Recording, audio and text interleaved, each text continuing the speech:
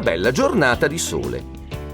Cilindro e Senza Nome decidono di fare un picnic, ma 2 mele non bastano, così Cilindro si incammina verso casa per prenderne delle altre. Senza Nome nel frattempo vede avvicinarsi delle nuvole minacciose. Improvvisamente 2 fulmini mandano in fumo le mele rimaste sul prato. È stata Maga Cornacchia dal suo rifugio ad aver creato quella tempesta. E infatti il suo diabolico intento è quello di distruggere tutta la frutta.